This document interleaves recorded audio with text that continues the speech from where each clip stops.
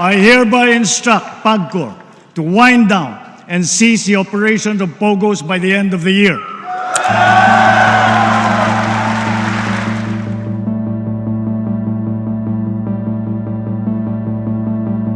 Isa sa pinakamahalagang bahagi ng ikatlong State of the Nation address ni Pangulong Bongbong Marcos ang kanyang pag-anunsyo ng immediate ban sa lahat ng Philippine Offshore Gaming Operators o POGO. Effective today, all POGOs are banned.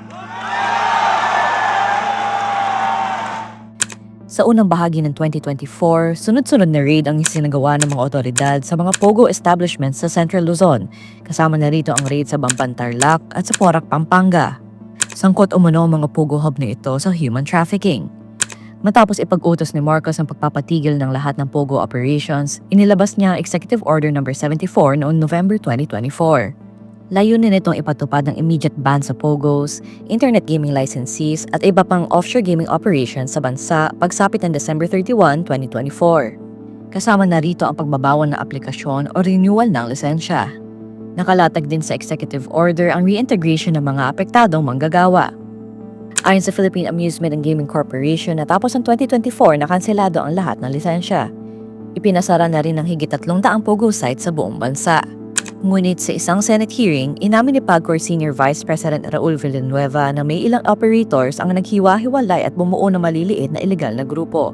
We have some observations, ma'am, na andito sila sa mga residential but small groups already sa mga subdivisions. Ang constraints lang or limitations sa amin, ma'am, yung mga PNP, katulad nung panahon noon, kaya namin mag-inspect anytime, kahit 2:00 ng madaling araw. Tag-inspect kami. But today, medyo nahirapan kami kasi kailangan na namin ng tulong din ng local government, yung BPLO, yung visitorial power namin na apektuhan, and we had to coordinate with the building administrator kasi wala na yung most of the mga POGO yan, wala na, sarado na po yan. Kaya hindi na rin kami basta pinapapasok sa building. Inamin din ng Presidential Anti-Organized Crime Commission na patuloy pa rin nilang tinutugis sa mahigit 9,000 manggagawa mula sa mga POGO hub.